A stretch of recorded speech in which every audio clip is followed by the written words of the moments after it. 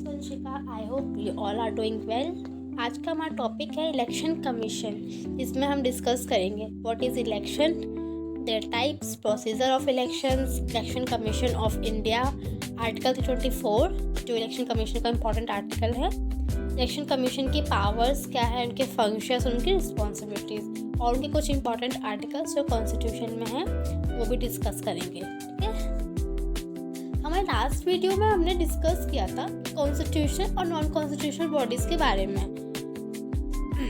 तो election commission भी constitutional body के अंडर ही आता है। तो चलिए शुरू करते हैं। तो सबसे पहले देखेंगे इलेक्शन होते क्या है, व्हाट इज़ इलेक्शन, उसका क्या मतलब है। अगर सिंपल फॉर्म में और सिंपल एक वर्ड में अगर हम इसको एक्सप्लेन करें तो election is a process where a person elect their choose their representative. So election is a procedure where person are chosen by voting to represent to voters or for running the government. हम उस representative को चुनते हैं जो हमारी government को चलाएगा, हमारी गवर्नमेंट को रिप्रेजेंट करेगा by the elections. There are types of elections: general elections, midterm elections and by elections. General elections तो वही जो एवरी 5 ईयर्स या आफ्टर हर 5 साल के बाद जो इलेक्शंस होते हैं वो जनरल इलेक्शंस होते हैं। अब जो लोकसभा के इलेक्शंस है जिसमें हम लोकसभा के इलेक्शन में वोट हर 5 साल बाद जो इलेक्शंस होते हैं वो जनरल इलेक्शंस होते हैं। मिड टर्म इलेक्शंस कौन सा, इन केस इफ लोकसभा और state legislative assembly get dissolved before in the 5-year टर्म। मिड टर्म इलेक्शंस जब होते हैं जब जो लोकसभा है हमारी, जो स्टेट लेजिस्लेटिव असेंबली है वो अपने 5 साल पूरे करने से पहले ही डिसॉल्व हो जाती है, भंग हो जाती है। अब इसके पीछे भी कुछ रीजंस हो सकते हैं कि लोकसभा जो है या स्टेट लेजिस्लेटिव असेंबली है वो डिसॉल्व क्यों जाती है। सबसे पहले तो नहीं, लोकसभा कैन बी डिसॉल्व, ये तो हमने पहले से हम शुरू से पढ़ते आ रहे हैं, है ना। तो लोकसभा के डिसॉल्व होने के पीछे क्या रीजंस हो सकते हैं कि क्यों हम लोकसभा डिसॉल्व हुई और हमें मिड टर्म इलेक्शन कराने की ज़रूरत पड़ी। तो इसके पीछे रीजंस हो सकते हैं जैसे कि डिसॉल्यूशन ऑफ गवर्नमेंट और कोलैप्स गवर्नमेंट। कभी लोकसभा है वो कोलैप्स हो जाती है, डिसॉल्व हो जाती है, तो मिड टर्म इलेक्शंस कराने पड़ते हैं। ठीक है, पॉलिटिकल डेडलॉक बहुत एक रीज़न ये भी है। पॉलिटिकल डेडलॉक का मतलब होता है 2 और मोर पार्टीज और जो ग्रुप ऑफ गवर्नमेंट है वो किसी भी एग्रीमेंट को लेके उस तक पहुंच नहीं पाते या उनके बीच में जो डिसीजन मेकिंग जो प्रोसेस है वो पूरा नहीं हो पाता। किसी भी एग्रीमेंट को लेके, किसी लॉ को लेके वो किसी डिसीजन पे नहीं पहुंच पाते हैं। ठीक है, या अनेबल होते हैं वो उस डिसीजन को लेने में। तो वहाँ पे जो पॉलिटिकल डेडलॉक है वो क्रिएट हो जाता है, पॉलिटिकल डेडलॉक वाली सिचुएशन क्रिएट हो जाती है जिसकी वजह से भी लोकसभा डिसॉल्व हो सकती है। ठीक है, चेंज इन लीडरशिप एक पॉइंट ये भी है। चेंज इन लीडरशिप का मतलब होता है कि जो लीडर है कैन बी डाई, अगर वो मर जाते हैं या उन्होंने अपने पोस्ट रिजाइन दे दिया, ठीक है, या उनको उनके ऑफिस से रिमूव कर दिया जाए किसी भी सिचुएशन के अंदर, तो वहाँ पे जो सीट है वो वैकेंट हो जाती है लीडर की। तो वहाँ पर उस सीट को फिल करने के लिए एक नए लीडर को चुनने के लिए मिड टर्म इलेक्शंस कराए जाते हैं। Third one is by elections. By elections कौन से होते हैं, when any member of legislative assembly in centre और state falls vacant on account of death, resignation, disqualification before the end of term. मतलब कि जो कोई भी मेंबर सेंटर का हो सकता है, स्टेट लेजिस्लेटिव नेचर का हो सकता है, जब उनकी जो सीट है वो वैकेंट हो, उनके मरने की वजह से हो सकती है, रेजिग्नेशन की वजह से हो सकती है, या फिर डिस्क्वालिफिकेशन या उनके जो पोस्ट से उनको रिमूव कर दिया जाए, तो सीट वैकेंट हो गई। तो उस मेंबर के सीट को फिल करने के लिए हम नए मेंबर को चुनेंगे, तो उस के लिए हम बाई इलेक्शंस कराते हैं या बाई इलेक्शंस होते हैं। थर्ड पॉइंट जो टॉपिक जो है वो है conduct of elections, election procedure. अब देखो, जैसे हमने ऊपर पढ़ा कि इलेक्शन क्या है, ऑर्गेनाइज प्रोसेस है, ठीक है। इलेक्शन को हेल्ड कराने के लिए इलेक्शन कमीशन बहुत बड़ा रोल प्ले करती है। साथ जो इलेक्शन का स्टार्टिंग से लेके एंड जो स्टेप है, जो प्रोसेस है, वो सब कुछ under the control of election commission किया जाता है। सारा प्रोसेस जो है वो ऑर्गेनाइज्ड होता है। तो क्या प्रोसीजर होता है उसको करने के लिए, इलेक्शन कंडक्ट करने के लिए, वो देखते हैं। अनाउंसमेंट ऑफ इलेक्शन, सबसे पहले तो क्या होगा, इलेक्शन का अनाउंसमेंट किया जाएगा। नॉमिनेशंस, कौन कैंडिडेट इलेक्शन के लिए नॉमिनेट हैं। कहता है scrutiny of nomination. Scrutiny of nomination वो प्रोसेस होता है जिसमें जो कैंडिडेट या जो नॉमिनेशंस हैं, जो लीडर्स खड़े हो रहे हैं, लीडर्स नहीं कहेंगे उनको, कैंडिडेट कहेंगे, जो भी पर्सन्स और कैंडिडेट नॉमिनेट किए गए हैं उनकी एलिजिबिलिटी को चेक करने के लिए, उनकी क्वालिफिकेशंस को चेक करने के लिए, उसको वेरीफाई किया जाएगा क्या वो एलिजिबल हैं इलेक्शन में खड़े होने के लिए, या एज अ लीडर गवर्नमेंट को रिप्रेजेंट करने के लिए क्या वो एलिजिबल हैं, क्या उनकी क्वालिफिकेशंस मैच हो रही है। तो ये सारी चीज़ें एग्जामिन करी जाती है, वेरीफाई कर जाती है। ये आपका आता है स्क्रूटनी ऑफ नॉमिनेशन में। Publication of list and election camping, वही कि जब हमने पूरी उस चीज़ें वेरीफाई कर ली, इलेक्शन कमीशन सारी चीज़ें वेरीफाई कर ली कि हाँ ये कैंडिडेट्स एलिजिबल हैं, इनकी क्वालिफिकेशन मैच हो रही है, तो ये एज अ नॉमिनेशन खड़े हो सकते हैं इलेक्शन के लिए एज अ कैंडिडेट। तो फिर एक पूरी लिस्ट रेडी होगी, तो पूरी लिस्ट पब्लिश होती है, जो लिस्ट बनाती है इलेक्शन कमीशन ऑफ इंडिया। फिर the poll that is process of voting, जब हम वोट देकर आते हैं, ठीक है, जहाँ पे हमने वोट दिया, बलॉट जो बनता है, जो लिस्ट होती है पूरी, ठीक है, जिसमें अलग अलग कैंडिडेट्स के साथ, उनके सिंबल के साथ उनको दिया जाता है। हम वहाँ पे अपने कैंडिडेट को देखते हैं कि हम किस कैंडिडेट को सपोर्ट कर रहे हैं, उसको हम वोट देकर आएंगे, ठीक है। वो हमारे ऊपर डिपेंड करता है कि हम किस कैंडिडेट को वोट देना चाहते हैं। तो वो हुआ। Then counting of votes and declaring result. उसके बाद आपका जो भी हम वोट्स जिस पार्टी को, जो सारे जो मेंबर, जो भी लोग हैं वोट देकर आए, अब जो इलेक्शन कमीशन है अलग अलग पार्टीज के वोट्स को काउंट करेगी और रिजल्ट डिक्लेयर करती है। तो ये पूरा प्रोसेस जो है election during the election follow किया जाता है स्टार्टिंग टू एंड, और सब कुछ कंट्रोल होता है under the ICAI, election Commission of India. Next अगर बात करें तो इम्पोर्टेंट आर्टिकल है बहुत, article 324 election Commission of India. तो इसमें सबसे पहला आता है कंपोजिशन मतलब कि election Commission of India is a 3 membered body, जिसमें फर्स्ट हमारे आते हैं chief election commissioner of India, जिसमें जो अदर 2 हैं वो हैं इलेक्शन कमिश्नर ऑफ इंडिया। तो जो हमारे चीफ इलेक्शन कमिश्नर है वो प्रेजेंट में वो कौन है, Gyanesh Kumar ji, chief election commissioner of India present. इनकी अपॉइंटमेंट हुई थी, इनको अपॉइंट किया गया 19 Feb 2025 को। ये 26 chief election commissioner of India हैं। ये हमारे 1988 के बैच के IAS ऑफिसर भी रह चुके हैं केरला के, ठीक है। इनका टेन्योर आपका 26 जनवरी 2029 तक, और अंटिल जब तक ये अपनी 65 ईयर्स की एज कंप्लीट नहीं कर लेते, इनका टेन्योर है। इलेक्शन कमिश्नर जो 2 इलेक्शन कमिश्नर हैं वो प्रेजेंट में हमारे सुखबीर सिंह संधू, जिनकी अपॉइंटमेंट 14 मार्च 2024 को हुई थी, और other one is Vivek Joshi ji, जिनकी 19 Feb 2025 को हुई थी। तो ये कंपोजिशन में हमने क्या देखा कि इलेक्शन कमीशन जो है वो 3 मेंबर बॉडी है। नेक्स्ट आता है अपॉइंटमेंट की बारी। तो election Commission of India 3 members body है, जिसमें फर्स्ट हमारे चीफ इलेक्शन कमिश्नर और 2 अदर इलेक्शन कमिश्नर आते हैं, ठीक है। अब उनकी अपॉइंटमेंट्स की बात करें तो अपॉइंटमेंट्स कैसे होती हैं उनकी। चीफ इलेक्शन कमिश्नर जो हैं उनकी अपॉइंटमेंट तो बाय द प्रेसिडेंट होती है, और जो अदर हमारे कमिश्नर्स हैं उनकी जो अपॉइंटमेंट है तो चीफ इलेक्शन कमिश्नर और जो अदर इलेक्शन कमिश्नर हैं उनकी अपॉइंटमेंट प्रेसिडेंट के थ्रू होती है।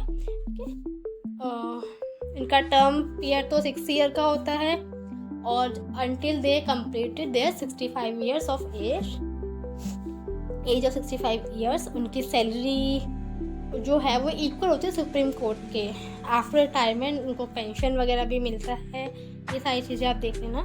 Removal of chief election commissioner का जो रिमूवल है वो एक पूरा मैनर होता है उसको फॉलो करने का, और उनका जो रिमूवल है वो बाय द सुप्रीम कोर्ट जज के थ्रू होता है। और अगर इलेक्शन कमिश्नर की बात करें तो उनका रिमूवल इलेक्शन जो हमारे चीफ इलेक्शन कमिश्नर हैं उनके रिकमेंडेशन के थ्रू ही हो सकता है। Powers and functions and responsibilities of election commission. अगर अब हम बात करें कि इलेक्शन कमीशन की क्या क्या पावर्स, क्या क्या फंक्शंस होते हैं, क्या क्या रिस्पॉन्सिबिलिटीज़ होती है,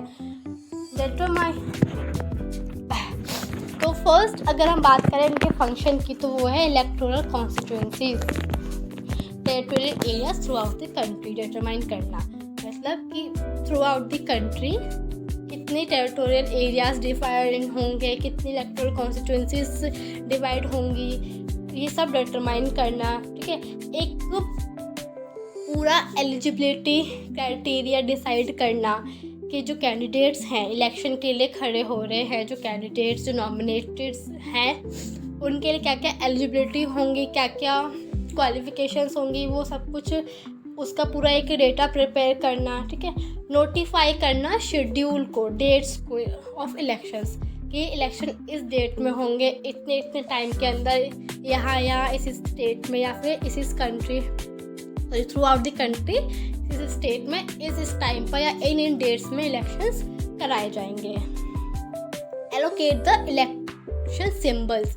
अब जो कैंडिडेट जिनके हमने क्वालिफिकेशन को वेरीफाई कर लिया, एलिजिबिलिटी को वेरीफाई एग्जामिन कर लिया, अब जो लिस्ट प्रिपेयर हुई, ठीक है, तो अब उन कैंडिडेट्स को या उन पॉलिटिकल पार्टीज जो एज अ इलेक्शन में एज अ कैंडिडेट खड़ी हो रही हैं उनको एक इलेक्शन सिंबल प्रोवाइड कराना कि अब हम वोट देकर आते हैं तो हम देखते हैं ना कि वहाँ पे हर पार्टी के एक कोड ऑफ कंडक्ट जो डिटरमाइन करे जाते हैं बाय द इलेक्शन कमीशन। तो पॉलिटिकल पार्टीज जो है during the whole election process वो उसको फॉलो कर रही है नहीं कर रही है, वो सारी चीज़ डिटरमाइन करना। ठीक है, और प्रिपेयरिंग अ प्रोग्राम।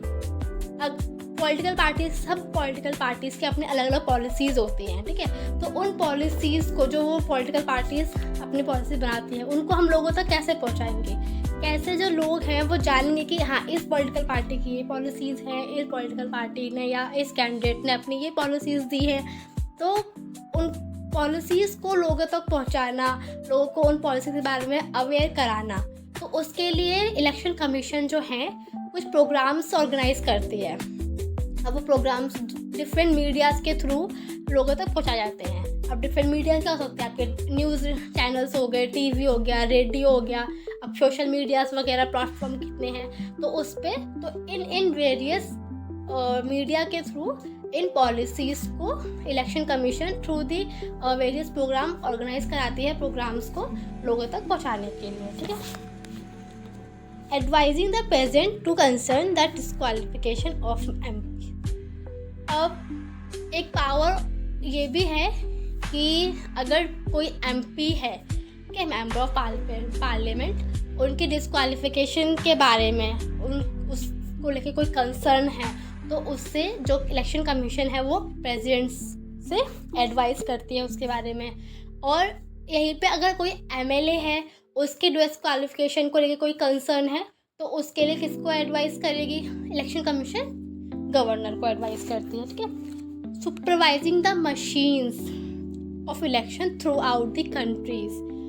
पूरी कंट्री के अंदर जहाँ जहाँ इलेक्शंस हो रहे हैं, पूरी कंट्री लेवल पे जब इलेक्शंस होते हैं तो वहाँ पे जो इलेक्टोरल मशीन्स होती हैं जिनका यूज़ हम, जैसे आप EVM होते हैं, इलेक्ट्रॉनिक वोटिंग मशीन होती है, तो उनको सुपरवाइज करना to ensure the fair and free elections, कि हर जगह इलेक्शन जो है वो free and fair elections conduct कराए जाए। ये रिस्पॉन्सिबिलिटी भी इलेक्शन कमीशन की होती है। advise the president that election are held under the president rule.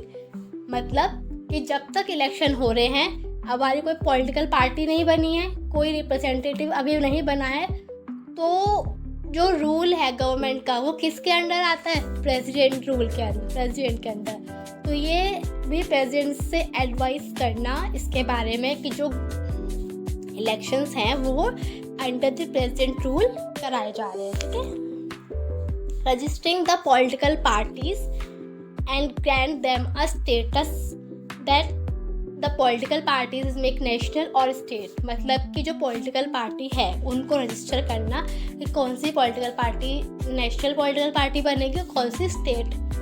अब ये डिपेंड करता है उनके पोल परफॉर्मेंस पर, ठीक है, depending on their poll performance कि कौन सी की पॉलिटिकल पार्टी आपकी नेशनल बनेगी, कौन सी स्टेट।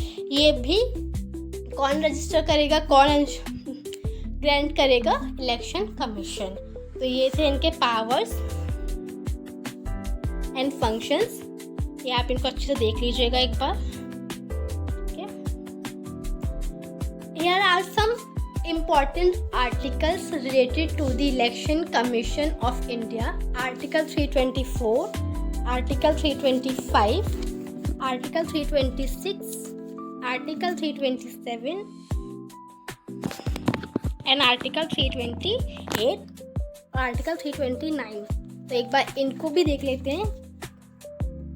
आर्टिकल 327 तो वही कि इलेक्शन कमीशन उसके अंदर आता है, उनकी कंपोजिशंस हो गए, उनके फंक्शंस, की डायरेक्शंस, उनकी पावर, रिस्पॉन्सिबिलिटीज़, उनके जो इलेक्शन कमिश्नर्स हैं और चीफ इलेक्शन कमिश्नर जो है हमारे, उनकी अपॉइंटमेंट, सारी चीज़ें। Article 325 says that equal voting right, no discrimination between the regional, caste, race और sex। किसी भी रीजन के बेस पे, रिलीजन के बेस पे, किसी भी रेस, कास्ट और किसी भी पर्सन के सेक्स के बेस पे हम उनके बीच में कोई डिस्क्रिमिनेशन नहीं कर सकते। ये आर्टिकल 325 कहता है। सभी को इक्वल राइट है वोटिंग का पूरे नेशन में और कोई डिस्क्रिमिनेशन नहीं होना चाहिए, जो कि और फ्री एंड फेयर इलेक्शंस कराना, ठीक है। Article 326 equal voting right, universal adult franchise. मतलब एवरी पर्सन हु इज 18+, मतलब जो और जो इंडिया सिटीजन ऑफ इंडिया है और 18+ है तो उसको राइट है वोटिंग का and to choose their representative, ठीक है। वो अपने पर्सन से, अपने चॉइस से अपने रिप्रेजेंटेटिव को चूज कर सकता है, ठीक है। और हर 18+ इंडियन सिटीजन को राइट है वोटिंग का, ये आर्टिकल 326 कहता है, ठीक है। आर्टिकल 326 के अंडर हम सिटीजन को एम्पावर करते हैं बाय चूज देयर रिप्रेजेंटेटिव, ठीक है। Article 327 says Parliament with the authority to shape and regulate the electoral process। मतलब कि पार्लियामेंट के पास अथॉरिटी है to shape and regulate the electoral process and ये इंश्योर करना कि जो नीड्स हैं कंट्री की, पूरे नेशन की, वो इफ़ेक्टिवली पूरी हों और जो रेगुलेट जो इलेक्टोरल प्रोसेस है और जो पार्टीज़ हैं नेशनल पार्टीज़ वो उनको लेकर रिस्पॉन्सिव हो, ठीक है। आर्टिकल 328 स्टेट को लेकर बोलता है कि स्टेट की जो भी एक्सरसाइज है, जो भी कंट्रोल है, इलेक्टोरल प्रोसेस है, वो सारी अच्छे से होनी चाहिए, ठीक है। और जो लोकल नीड्स हैं वो फुलफिल होनी चाहिए और जो स्टेट जो पार्टीज़ हैं वो उनको लेकर रिस्पॉन्सिव होनी चाहिए। आर्टिकल 329 जुडिशियल रिव्यू को लिमिटेड करता है, मतलब कि ड्यूरिंग द इलेक्शन प्रोसेस जो जुडिशियल है वो रेस्ट्रिक्ट हो जाती है बाय द इंटरफेरेंस, कि वो इलेक्शन प्रोसेस में कोई इंटरफेरेंस ना करे, क्योंकि during the whole election process अगर कोई डिस्प्यूट होता है तो इलेक्शन कमीशन जो है उसका एक अपना स्पेसिफिक मैकेनिज्म होता है, एक अलग प्रोसेस होता है उस डिस्प्यूट को रिजॉल्व करने का। वो जो इलेक्शन कमीशन है वो वहाँ पे एज अ कोर्ट काम करता है, एज अ जुडिशल काम करता है कि वो उस डिस्प्यूट को रिजॉल्व करे अपने जो उसका स्पेसिफिक प्रोसेस है, जो उसका स्पेसिफिक मैकेनिज्म है उसको लेकर, उसके थ्रू, ना कि जो जुडिशल रिव्यू है वो उसमें इंटरफेयर करे। तो वहाँ तो आर्टिकल 329 जो है वो जुडिशल रिव्यू जो है या जो जुडिशल पावर जो है उसको एक तरह से रेस्ट्रिक्ट कर देता है कि वो इलेक्शन प्रोसेस के बीच में अगर कोई भी डिस्प्यूट हो रहा है तो वो उसमें इंटरफेयर नहीं करेगा, ठीक है। और इलेक्शन रिजल्ट की को एंश्योर करना फाइनलिटी ऑफ इलेक्शन रिजल्ट, कि हाँ इलेक्शन रिजल्ट जो है वो फाइनल हो जाते हैं जब, तो उनको एंश्योर करना भी आर्टिकल 329 के अंडर आता है। तो आई होप कि आपको इलेक्शन कमीशन के बारे में, उनके जो इलेक्शन कमिश्नर है उनके अपॉइंटमेंट्स, और जो इलेक्शन कमीशन है उसकी पावर्स, फंक्शंस जो हैं, और जो इसके कुछ इंपॉर्टेंट आर्टिकल्स हैं जो हमने डिस्कस किए, और उनके सारी चीज़ें आपको अच्छे से क्लियर हो गई होंगी। If you have any doubt, write in the comment section and I will try to resolve. Thank you.